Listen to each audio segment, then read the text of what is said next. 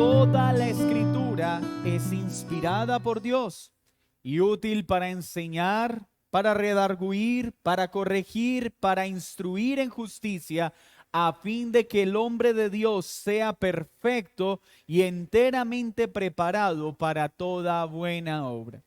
Este texto ilumina nuestro entendimiento al recordarnos una gran verdad, y es: toda la Escritura es inspirada por Dios. Cada palabra, cada iota, cada tilde, cada punto de la Escritura es útil, es necesario y es importante para la vida del creyente, primeramente para conocer a Dios, pues al conocerlo le amaremos y al amarlo lo obedeceremos. Nunca podremos obedecer a alguien que no amamos y nunca seremos capaces de amar a alguien que no conocemos.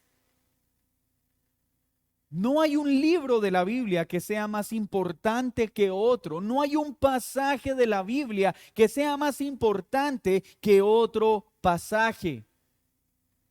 Más bien me atrevo a decir que Dios a cada carta o a cada libro le ha conferido un propósito específico dentro de todo su contenido. Pero uno perdería su capacidad sin el otro.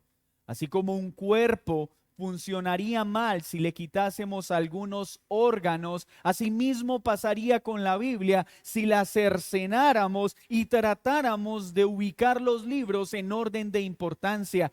Toda es palabra de Dios y toda es digna de ser creída, amada, atesorada y obedecida.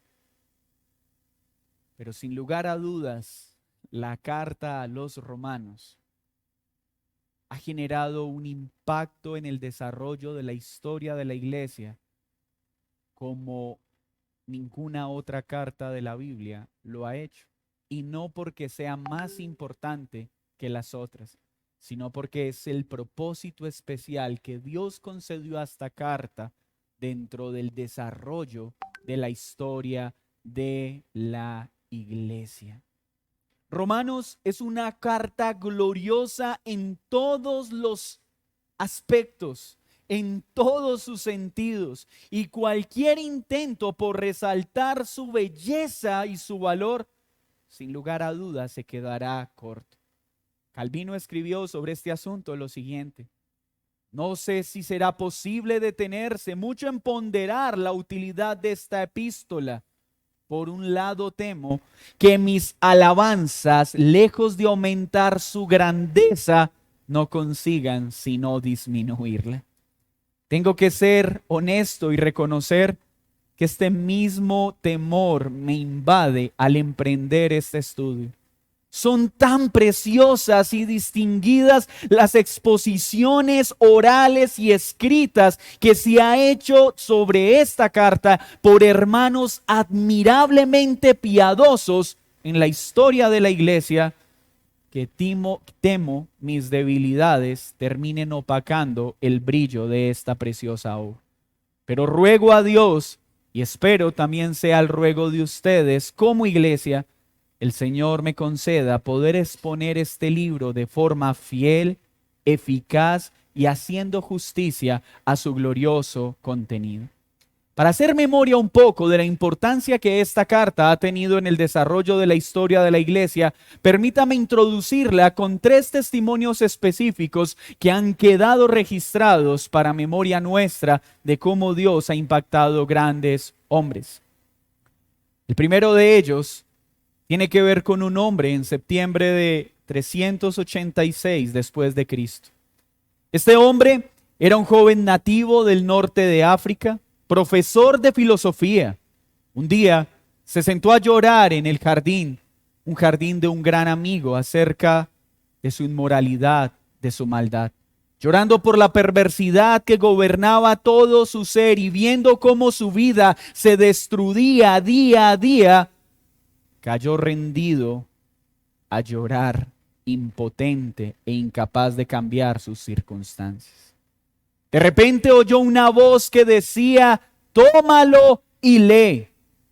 sorprendido por esta voz, tomó un rollo que tenía cerca y para sorpresa suya era un rollo de Romanos que Dios providencialmente había puesto cerca a él. Inmediatamente tomó el rollo y abrió Romanos 13, versículo 11 en adelante, que dice así: y esto, conociendo el tiempo, que ya es hora de levantarse del sueño, porque ahora está más cerca de nosotros nuestra salvación que cuando creímos. La noche está avanzada y se acerca el día. Desechemos pues las obras de las tinieblas y vistámonos las armas de la luz. Andemos como de día, honestamente, no en glotonerías y borracheras, no en lujurias y lascivias, no en contiendas y en envidias, sino vestidos del Señor Jesucristo, y no proveáis para los deseos de la carne. Al leer estas palabras, este joven fue traspasado por el Espíritu Santo. En ese momento, San Agustín experimentó la vida que procede de Dios. En agosto de 1515, después de Cristo, un joven monje de la orden de San Agustín había sido consignado en la Universidad de Wittenberg para dar clases sobre la Biblia. Había dado una serie sobre salmos y en agosto de ese año estaba preparando su primera lección sobre Romanos. Habiendo estudiado leyes en sus primeros años, tenía una aguda mente de abogado, una noción sobre la ley y la justicia muy severa. Estudiando Romanos 1:17, todo su ser fue traspasado. Miren lo que dice: porque en el Evangelio la justicia de Dios se revela por fe y para fe, como está escrito, mas el justo por la fe vivirá.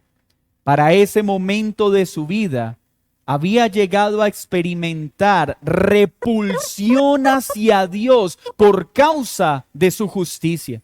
Él se preguntaba cómo la justicia de un Dios santo puede ser algo bueno para nosotros si somos grandes pecadores. Cuenta su biografía que llegó a sentir odio hacia ese Dios que le era incomprensible. Tras días de meditación y estudio, halló unas notas de San Agustín sobre Romanos 1 que explicaban lo siguiente: la justicia acá mencionada se refiere a la justicia que Dios nos regala mediante la fe y la confianza en la justicia de Jesucristo. Después de entender este pasaje, escribió en su diario ese mes: sentí que había nacido de nuevo, que había atravesado las puertas abiertas del paraíso. Toda la escritura cobró un nuevo significado, y si antes la justicia me había llenado de odio y amargura, ahora se había vuelto inexplicablemente dulce para mí. Este pasaje de Pablo escribió en su diario: se volvió mi entrada al cielo, pues pude comprender que el justo por la fe vivirá. Palabras de Martín Lutero. Pero un 24 de mayo de 1738, un ministro, es decir, un pastor ya ordenado en la iglesia de Inglaterra, estaba confundido acerca del significado del Evangelio y tenía serias dudas respecto a su seguridad de salvación. En ese día escribió en su diario: hoy fui de mala gana a una reunión a la cual fui invitado. Allí, alguien estaba leyendo el prefacio del comentario de Lutero sobre la epístola a los romanos. Cerca de 9:15, describía el cambio que Dios obraba en el corazón por medio de la fe en Cristo. Al entender esto, sentí mi corazón extrañamente cálido. Sentí que al fin confiaba en Cristo solamente para mi salvación. Una seguridad me fue dada. Él me había quitado mis pecados y me había salvado de la ley del pecado y de la muerte. Palabras escritas en el diario de John Wesley, concluyendo: esa noche fui salvado. Mis hermanos, el Evangelio y la necesidad de salvación es requerida por todos los hombres. Y aún un hombre pudiendo ejercer como pastor puede estar completamente lejos en su corazón de Dios. El libro de Romanos va a desafiar nuestras justicias y va a exponer nuestra verdadera condición.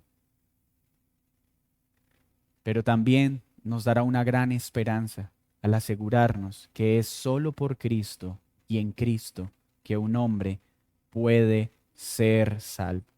¿Qué deseo con esta introducción? Dejar en sus corazones una necesidad clara. Venir cada domingo con gran expectativa al estudio de esta carta, rogando el Señor traiga vida a quien se encuentre muerto, pero avive el corazón de aquellos que han creído.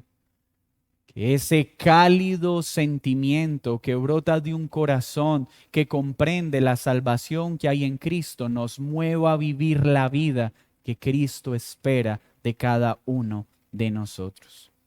Así pues, citando estos 3 pequeños testimonios de muchos otros que hay en la historia de la iglesia, permítame entonces mostrar cuál es la estructura, quién es el autor y cuáles son los elementos esenciales para tener en cuenta en este estudio. Algunos dicen que esta hermosa carta satisface plenamente la necesidad del más agudo intelecto, pero es lo suficientemente clara y sencilla para el más pequeño de los niños en medio de una congregación.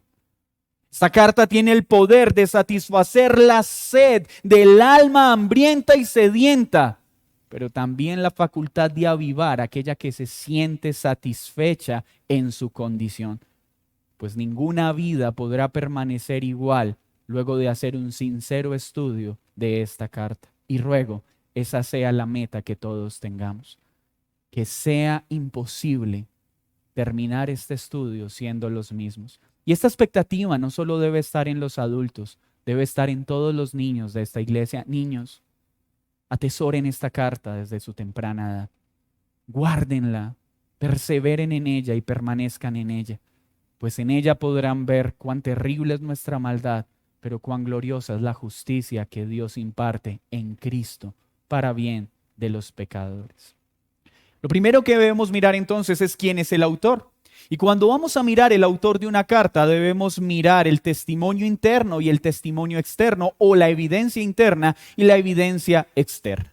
Podríamos iniciar hablando de la evidencia externa. Tenemos varios hombres que escribieron acerca del autor de esta carta y reconociendo como autor a Pablo, o conocido antes como Saulo de Tarso. Eusebio de Cesarea, considerado el padre de la historia de la iglesia, escribió: cuán grandiosas son las 14 cartas escritas por Pablo. Esta afirmación tiene una importancia como testimonio externo porque reconocía que las cartas, las epístolas establecidas en el Nuevo Testamento pertenecían a Pablo, incluyendo la de Roma o a los romanos. Claro está, él consideraba que la carta a los hebreos también había sido escrita por Pablo. Vale la pena recordar que no podemos asegurar o aseverar de forma dogmática que la carta a los hebreos fue escrita por Pablo. Algunos afirman que sí, otros consideramos que fue un creyente de segunda generación. Independientemente de ello, Eusebio dejó claro que no había una duda en la historia temprana de la iglesia de que esta carta pertenecía a Pablo. Ireneo, en su escrito contra las herejías, también dice Pablo, el escritor de la carta a los romanos. Y aún herejes como Marción nunca dudaron de que Pablo era el escritor de la carta a los romanos. Pero más importante que los testimonios externos está el testimonio interno de la carta. Y lea conmigo Romanos 1, versículo 1, por favor.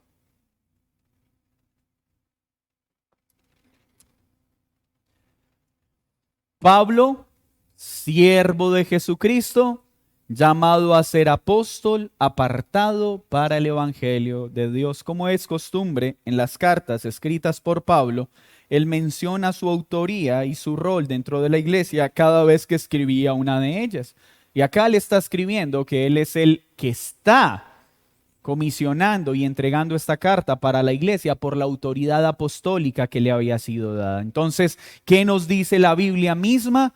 Que el escritor de esta carta es Pablo. ¿Por qué lo creemos? ¿Porque lo dijo Eusebio? ¿Porque lo dijo Marción? ¿Porque lo dijo Ireneo? No, porque la palabra misma nos asegura que fue Pablo quien escribió esta carta con la autoridad apostólica que le fue dada.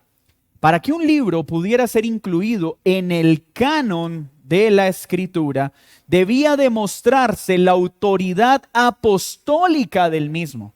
Por eso Pablo, aunque inicia sobresaltando o resaltando que es un siervo de Cristo, debe presentar que también es apóstol de Cristo para que estas palabras fueran entendidas no como una historia o como un relato sin autoridad, sino como una carta que debía ser obedecida por todos los creyentes. Pero también necesitamos entender algunos aspectos de la vida de Pablo para poder ahondar en esta aventura que tenemos por delante. ¿Cómo fue la formación de Pablo? Dice la Escritura: aunque yo tengo también de qué confiar en la carne, en Filipenses, si alguno piensa que tiene de qué confiar en la carne, yo más, circuncidado al 8º día, del linaje de Israel, de la tribu de Benjamín, hebreo de hebreos, en cuanto a la ley, fariseo, en cuanto al celo, perseguidor de la iglesia, en cuanto a la justicia que es la ley, irreprensible. Pero cuántas cosas eran para mí ganancia, las he estimado como pérdida por amor de Cristo. Podemos entonces entender que el escritor de esta carta, antes de haber sido comisionado como apóstol, era un excelentísimo cumplidor de la ley. Pero como lo hemos estudiado estos domingos en nuestras escuelas dominicales, era un excelente cumplidor de la ley de manera externa porque su corazón estaba lejos de Dios. Pero no solo era un cumplidor en lo externo, gozaba de un gran linaje, pues venía nada más y nada menos que del pueblo de Israel, pero también de la tribu de Benjamín. No un hebreo cualquiera, un hebreo de hebreos, como diríamos en este tiempo, parte de la crema innata de la sociedad. O en términos más criollos, la Coca-Cola del desierto. Ese era Pablo. Así era conocido, un gran hombre con características admirables. Su celo era envidiable, perseguía a la iglesia cristiana con toda su fuerza. Pero no había creído en Cristo como Señor y Salvador. Hacía parte de un grupo conocido como los fariseos, hombres que en su inicio se habían ocupado por enseñar rectamente la ley, pero luego se empezaron a sentir tan buenos que se creyeron con la autoridad de poder levantar los estándares que Dios había puesto para producir en el pueblo una santidad más elevada que la que Dios exigía. Estos hombres entonces colocaban grandes cargas en el hombro del pueblo que ni ellos mismos podían llevar. Pero también observamos de Pablo algo: Saulo de Tarso, su lugar de crianza. Esto nos indica que aunque era hijos de padres israelitas, gozaba de una familia bastante adinerada que pudo comprar la ciudadanía romana para su hijo. Y hay dos cosas. Pudo haber sido comprada o simplemente pudo haber sido asignada, porque aunque siendo israelita, pudo haber desempeñado importantes negocios o funciones políticas con los romanos, razón por la cual gozaban de privilegios políticos para este momento, y eso lo ubicaba entonces una familia económicamente muy prestante, pero no solo adinerada, sino una familia con una importante capacidad intelectual, porque Tarso para ese momento era una cuna importante del desarrollo intelectual de los hombres. ¿Y por qué estamos tocando estos detalles? Porque a medida que vamos viendo a Dios, vamos viendo su providencia y cómo desde antes de que Pablo fuese llamado al apostolado, él ya había organizado todas las cosas para desarrollar su mente aguda para poder escribir esta preciosa carta y las demás cartas que él escribió.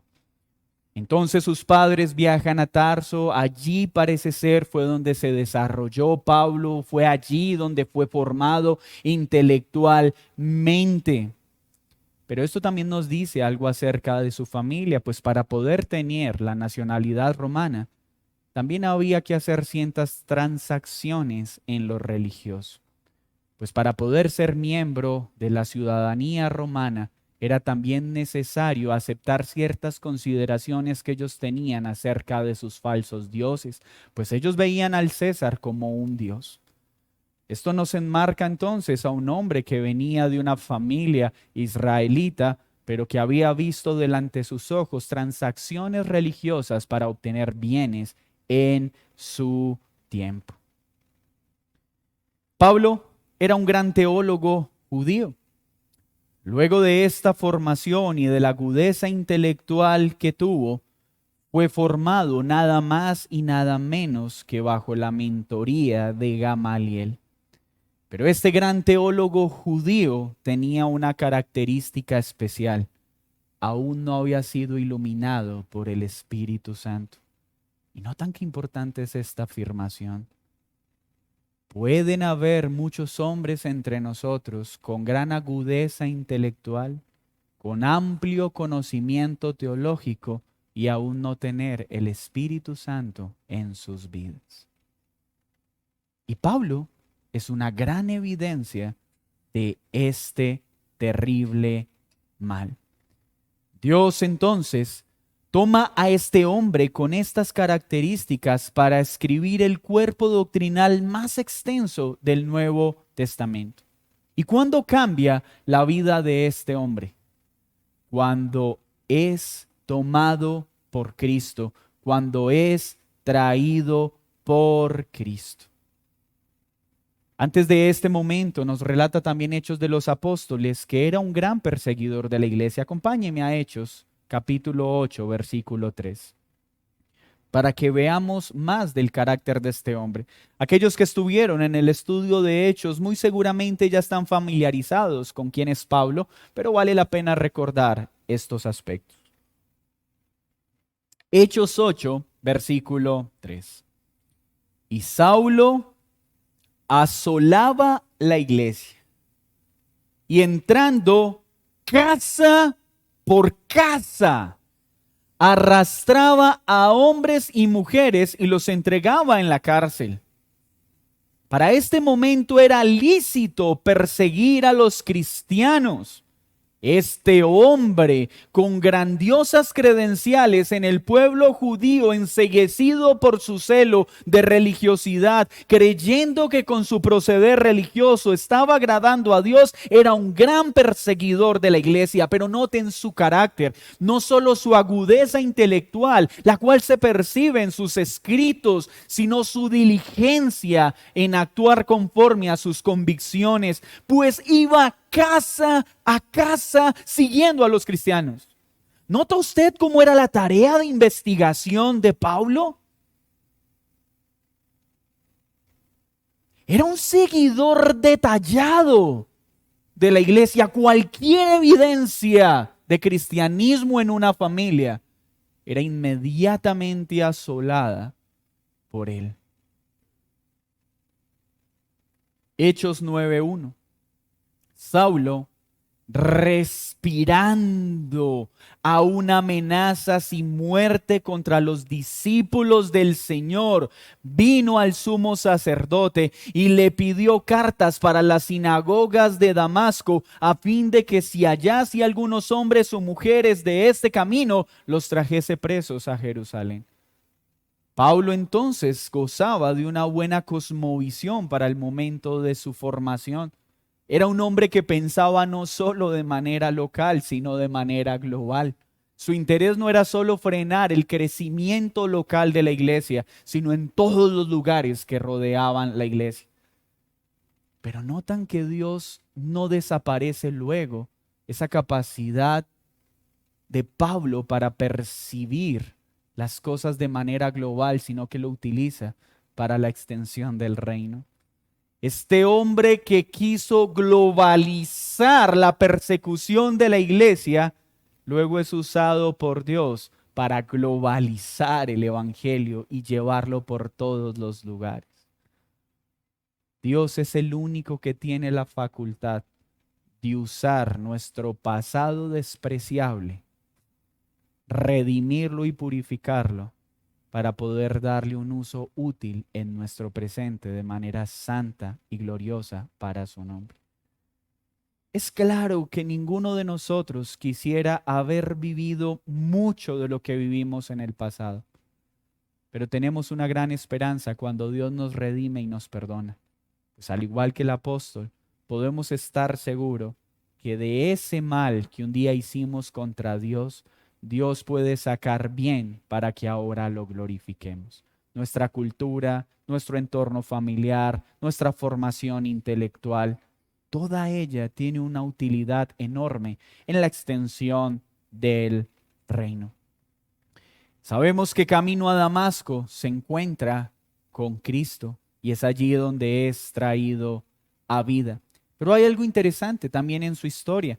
Él no comenzó su viaje misionero una vez se convierte. Sabemos por la Escritura que pasaron 14 años en los que él fue formado y enseñado antes de ser comisionado por la iglesia misma para llevar a cabo sus viajes misioneros. Acompáñenme a Gálatas capítulo 1, versículo 18. Gálatas 1, versículo 18.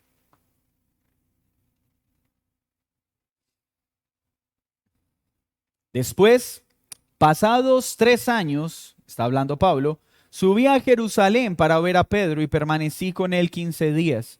Pero no vi a ningún otro de los apóstoles, sino a Jacobo, el hermano del Señor. En esto que os escribo, he aquí delante de Dios que no miento. Después fui a las regiones de Siria y de Cilicia, y no era conocido de vista las iglesias de Judea que eran en Cristo. Solamente oían decir: aquel que en otro tiempo nos perseguía, ahora predica la fe que en otro tiempo asolaba, y glorificaban a Dios en mí.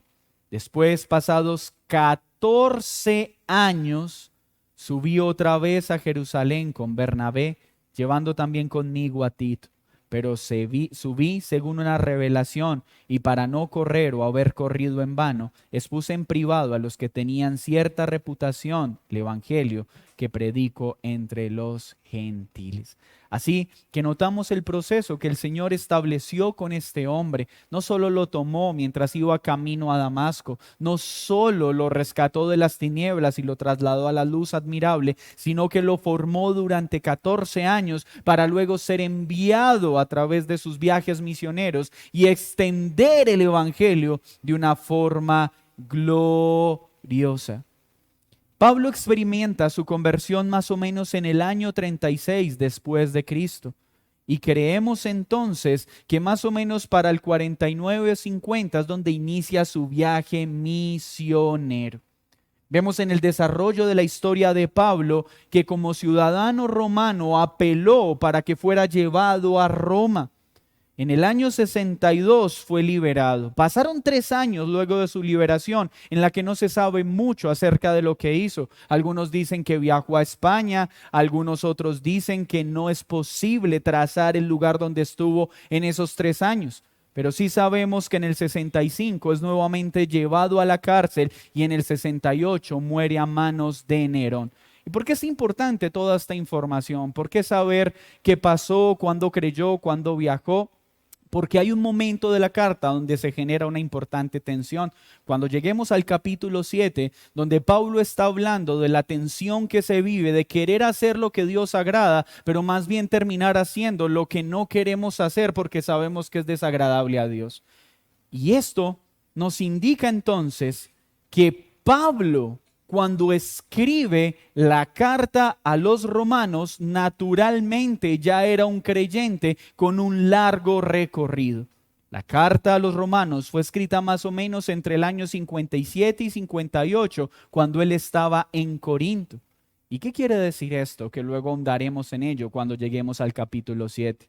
Que cuando Pablo está hablando de esta tensión, no está hablando de incrédulos como algunos afirman, sino de creyentes. Pablo va a relatar en el capítulo 7 cuál es la tensión que vivió un cristiano entre el bien que sabe que debe hacer y el mal que sabe que no debe hacer, y aún como muchas veces termina haciéndolo. Por eso estos datos históricos cobran relevancia para poder entender aspectos particulares de la carta que luego vamos a encontrar. ¿Cuál es la audiencia a la que fue escrita esta carta? Ya tenemos el autor y el autor fue Pablo. Tenemos evidencia externa y tenemos evidencia interna. Tenemos algunos datos históricos de su formación en Tarso, de su capacidad intelectual y de su desarrollo como gran fariseo, pero luego como siervo de Cristo por la operación de él. En el contexto podemos entender lo siguiente: Roma para ese momento era la capital del mundo. Era el imperio más glorioso. Y allí estaba nada más y nada menos que el trono del emperador Nerón, las fuerzas militares más importantes del momento. Y cuando estamos hablando de Nerón, para el tiempo en el que Pablo escribe a la iglesia, estamos hablando de uno de los líderes más malvados del imperio romano. Y es en el contexto de ese gobernante que Pablo le enseña a su iglesia la importancia de obedecer a las autoridades civiles. Cuando Pablo habló de la obediencia a las autoridades, no estaba hablando de un líder cristiano que estableció leyes acorde a los principios bíblicos. Estaba hablando en el marco de un gobernante tirano y perverso que luego se encargó de su propia muerte. Miren lo que dice Hechos 2:5 para que entendamos entonces cómo era Roma, pero quiénes fundaron la iglesia de Roma. Hechos capítulo 2, versículo 5. Moraban entonces en Jerusalén judíos, varones piadosos, de todas las naciones bajo el cielo. Y hecho este estruendo, se juntó la multitud. ¿Recuerdan de qué estamos hablando? Pentecostés. Y estaban confusos, porque cada uno les oía hablar en su propia lengua. Y estaban atónitos y maravillados, diciendo: mirad, ¿no son galileos todos estos que hablan? ¿Cómo pues les oímos nosotros hablar cada uno en nuestra lengua en la que hemos nacido? Partos, medos, elamitas y los que habitamos en Mesopotamia, en Judea, en Capadocia, en el Ponto y en Asia, en Frigia y en Panfilia, en Egipto y en las regiones de África más allá de Cirene, y romanos aquí residentes, tanto judíos como prosélitos, cretenses y árabes. Miren entonces la providencia de nuestro Dios. Tenemos un hombre formado en Tarso, con la capacidad de poder ingerir sobre judíos, pero también sobre gentiles. Pero a la par, en el desarrollo de la historia, Dios había determinado, como lo había anunciado desde Joel, que un día en Pentecostés el evangelio sería predicado a hombres de todas las lenguas aquí mencionadas, entre ellas, ¿quién? Los romanos. Entonces, todo estaba preparado para que en este sitio de mercado, donde las personas convergían por fines económicos, el evangelio fuera lanzado como una granada para que sus esquirlas alcanzaran otras regiones. De esta forma, personas romanas con formación romana que se habían establecido allí escucharon el evangelio. Pero luego de esto, ¿qué sucede? Después de Pentecostés y que este gran número de personas escucharon el evangelio, ¿qué pasó? Viene una gran persecución. Y debido a esa persecución, las personas que habían escuchado el evangelio en Pentecostés, ¿qué tuvieron que hacer? Volver a sus tierras. Y esa persecución, que para todos sin lugarmente fue traumática, era un acto providencial de Dios para que estos romanos que habían escuchado el evangelio volvieran ¿a dónde? A Roma, y pudieran compartir el evangelio que habían escuchado. Hermanos, qué perfecto es nuestro Dios. ¿Cómo usa un lugar usado para comerciar productos para poder difundir de manera masiva el evangelio? ¿Cómo usa la persecución para la extensión de su reino? Este es el único ejército que cuando es atacado, en lugar de hacerse más débil, se hace más fuerte. Este es el único ejército que cuando es atacado, en lugar de disminuir el número de los miembros de su fila, se aumentan. ¡Qué gran Dios tenemos! Entonces podemos corroborar que la iglesia de Roma no fue fundada por Pedro, como lo insinuó la iglesia católica romana, ni tampoco por Pablo, porque Pablo empieza a escribir a una iglesia que ya estaba fundada. ¿Cómo se origina? Entonces todo concuerda por aquellos creyentes que habían estado en Pentecostés, más bien, por aquellos hombres que estando en Pentecostés fueron traídos a vida, se hicieron discípulos de Cristo y en el momento de la persecución regresan a sus tierras. Roma, al ser la capital del mundo, también nos permite entender que era muy grande en su número de habitantes. Por eso podemos entender que no había una sola iglesia local, porque los mismos textos nos dicen que se reunían en casas. Y Romanos va a mencionar varias casas en las que se reunían. Aunque esta carta va dirigida a todos los creyentes romanos, entendemos que era difícil que todos estuvieran reunidos en un mismo lugar. De ahí la razón por la que la iglesia se reunía en casas para este momento de la historia de Hechos y para este momento de la carta a los romanos. Pero el reunirse en casas es una información descriptiva, no prescriptiva. ¿Qué quiere decir eso? Que la historia nos narra que para este momento de la iglesia era normal que los creyentes se reunían en casas porque no tenían otros lugares establecidos para tal fin, porque todavía el culto central de estos pueblos se desarrollaba en el templo. Solo en el año 70 el templo es derribado. No podemos utilizar esto, y abro un paréntesis para decir, como lo pretende hacer la iglesia emergente, que la verdadera iglesia de este tiempo no debería reunirse en lugares específicos, sino reunirse en las casas para volver a ser como la iglesia primitiva. Hermanos, esto no tiene razón de enseñarse.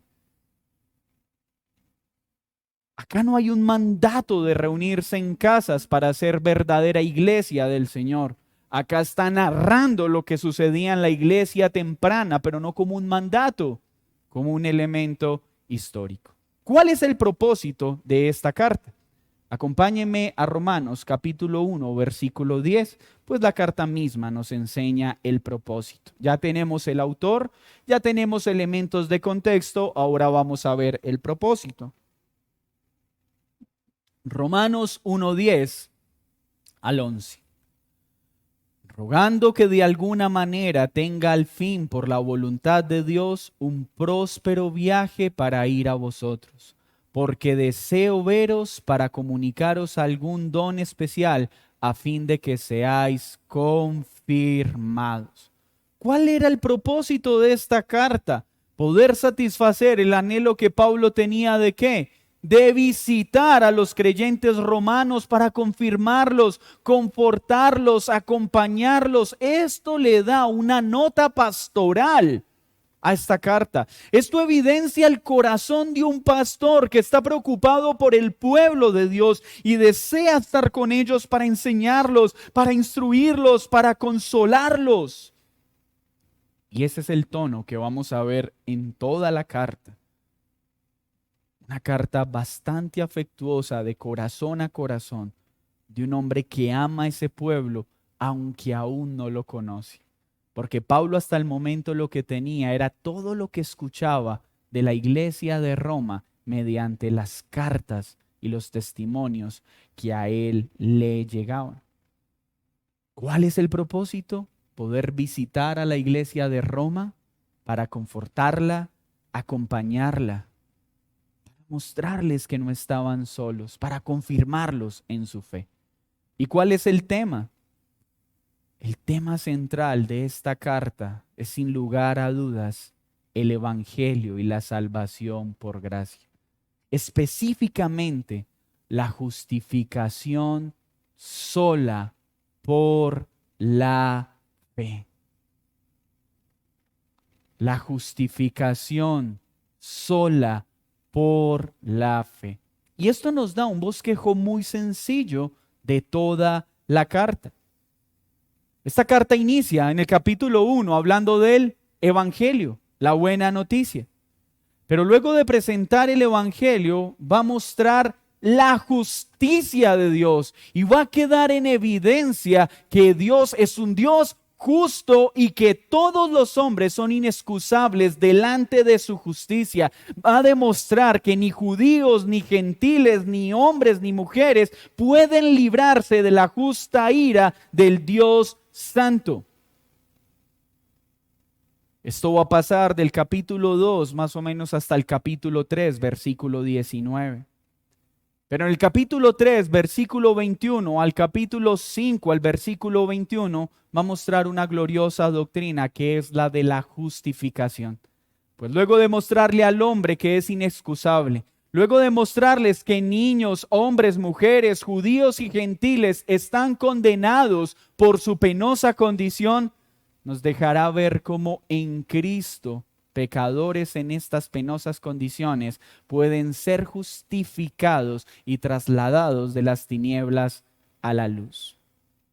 Pero luego de presentar la justificación, pasará a mostrar en el capítulo 6 al 8 otra hermosa doctrina, la santificación.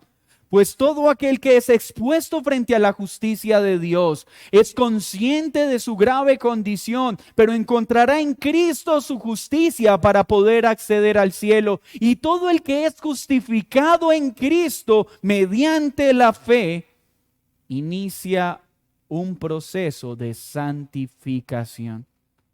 Miren el orden.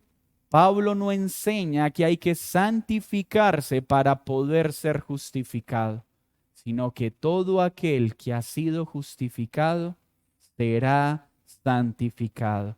Y todo el que sea santificado será glorificado. En el capítulo 9 al 11 hablará de una preciosa doctrina de la cual ya no se quiere enseñar en este tiempo. La elección de Dios sobre su pueblo. ¿Por qué como iglesia hablamos de la elección y de la predestinación? Porque la Biblia lo enseña y en esta carta lo notaremos. Entonces, del capítulo 1 al capítulo 11, Pablo da toda la base teológica de su carta. Es muy parecido a lo que sucede en la carta a los Efesios. ¿Recuerdan? Del capítulo 1 hasta el capítulo 4 muestra toda la identidad del creyente en Cristo y de ahí en adelante cómo debe vivir el cristiano. En la carta a los Romanos, luego de dar toda la base teológica, de contrastar al hombre con la justicia, de mostrar la justificación que hay en Cristo, de mostrar la santificación en la que vive el creyente, de poder ver la elección soberana de Dios para que esto sea una realidad, ahora pasa a decirle a la iglesia cómo debe verse esa vida dada por Cristo mediante la justificación. Y lea conmigo Romanos 12:1. Romanos 12:1. Luego de haber presentado toda su base teológica, mire lo que dice. Así que, hermanos, os ruego por las misericordias de Dios, ¿cuáles? Las que ya fueron expuestas en los capítulos anteriores. ¿Qué? Que presentéis vuestros cuerpos en sacrificio vivo, santo, agradable a Dios, que es vuestro culto racional. No os conforméis a este siglo, sino transformaos por medio de la renovación de vuestro entendimiento, para que comprobéis cuál sea la buena voluntad de Dios, agradable y perfecta. Es hasta aquí donde empieza a hacerse un énfasis en la vida práctica que debe tener el creyente. Luego de invertir 12 capítulos enseñando acerca de la gloriosa obra efectuada por Dios sobre el pecador. Acá se parte entonces las dos grandes secciones del libro, la base teológica y a partir del capítulo 12 el efecto práctico de esta teología. Pues como lo hemos aprendido, una correcta teología siempre produce una vida práctica correcta. Si mi vida práctica no está basada en el carácter de Dios, en el amor, la paciencia, la amabilidad, la bondad, la fidelidad, la humildad, el dominio propio, en un santo deseo por lo santo, en un deleite de caminar con Cristo, tengo que examinar entonces mi teología. Porque una correcta teología produce una correcta manera de vivir. Y si mi vida no corresponde a lo que Dios dice, entonces tengo un problema con mi teología. Es después de este capítulo, entonces, donde en el capítulo 12, del 1 al 13, Pablo enseña la relación que debemos tener con los demás creyentes. Del versículo 14 al 21, la relación que debemos tener con los incrédulos. En el capítulo 13, la relación que debemos tener con nuestras autoridades. En el capítulo 14 hasta el 15, versículo 6, la relación que debemos tener con los débiles en la fe. Y termina haciendo un hermoso sándwich, pues en el capítulo 1 empezó enseñando que el Evangelio. Ahora en el capítulo 15 vuelve a terminar con las glorias del Evangelio. Posteriormente hay unos saludos personales en el capítulo 16 y una doxología final. ¿Cómo entonces vamos a estructurar esta carta? Dos grandes bloques. Uno que nos da la base teológica y el otro que nos da la vida práctica que debe verse en aquel que cree, atesora estas verdades teológicas que Dios entrega. ¿Qué aplicaciones entonces podemos sacar de esta introducción? Como les dije, hoy más que un sermón expositivo, lo que estableceríamos sería un pequeño brochazo acerca de los elementos de la carta para poder tener en cuenta. Primero, podemos tener la plena confianza de quién es el autor de esta carta. Pablo, apóstol de Jesucristo. Tenemos evidencias internas y externas. Internas, Romanos, capítulo 1, versículo 1, que nos enseña quién escribió la carta, Pablo, ¿cierto? Pero también tenemos evidencias externas, como Eusebio de Cesarea, como Ireneo, como Policarpo y otros más hombres, aún herejes como Marción, que reconocían que la iglesia temprana nunca dudó de que Pablo hubiera escrito esta carta. Tenemos un propósito, y el propósito es que Pablo deseaba incesantemente poder visitar a estos hermanos que se reunían en Roma para adorar al Señor. ¿Y cuál es el tema central?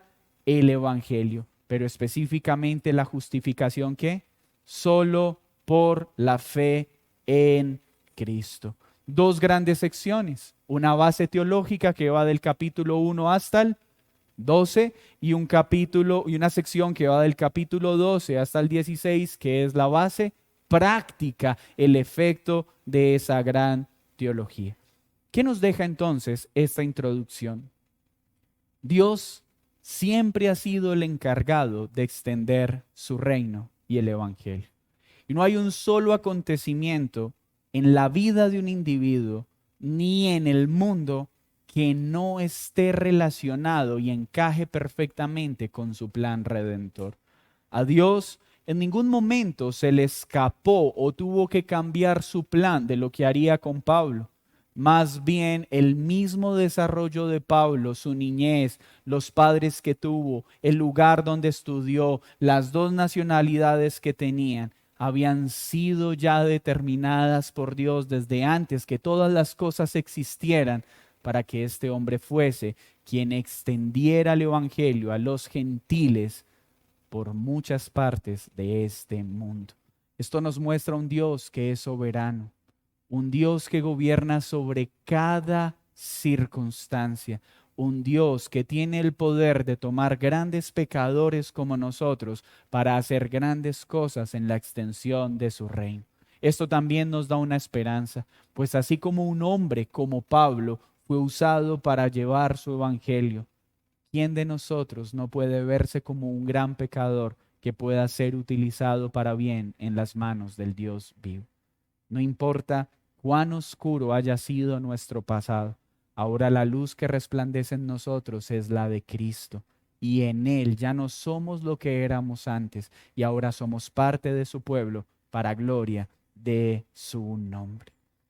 Vemos que fue Dios quien se encargó de establecer un pueblo en Roma, pero Dios no solo establece su iglesia, sino que Él se encarga de cuidarla. Y es Él quien la inicia, es Él quien la sustenta y es Él quien la perfecciona.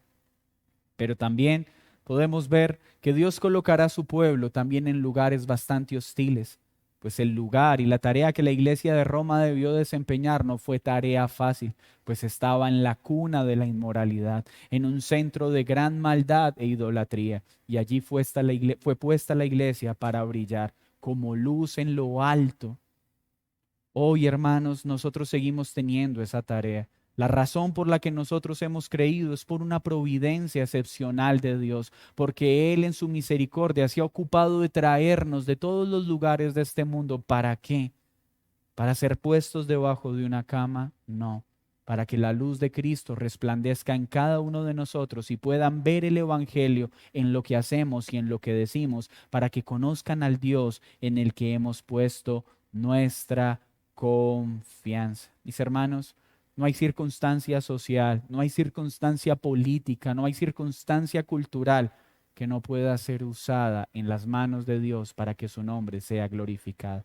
Y esto nos lleva a tener también una gran esperanza en nuestra nación, pues no importa el carácter de nuestros gobernantes, no importa quién esté delante, nuestra confianza está en el Dios vivo y de lo único que tenemos que ocuparnos es como iglesia hacer lo que nos corresponde en este momento histórico de nuestro país, que cuando nos vean, a pesar de nuestros gobernantes, puedan ver que Cristo vive en nosotros y que nosotros no somos de este mundo. Señor, muchas gracias por esta introducción. Muchas gracias por esta base que hoy es puesta adelante para poder tener un correcto entendimiento de todo lo que estudiaremos en los pasajes posteriores. Hoy yo te ruego, Señor, que haya deleite en cada uno de nosotros, que podamos maravillarnos por todos los elementos aquí contenidos. Y de verdad, Señor, que nuestra vida sea impactada en el correcto uso de este término, de tal forma que todas las verdades aquí descritas aviven nuestro corazón, para ya no vivir más como este mundo, sino ser renovados en nuestro entendimiento, para que así podamos vivir de manera adecuada con los creyentes, con los incrédulos, con nuestras autoridades, y podamos cumplir el santo deber que nos has comisionado. Gracias por mostrarnos tu poder y por mostrarnos cómo todos los elementos de la historia, como todos los momentos políticos, sociales, económicos, tú los usas para bien de la extensión de tu reino. En Cristo Jesús. Amén.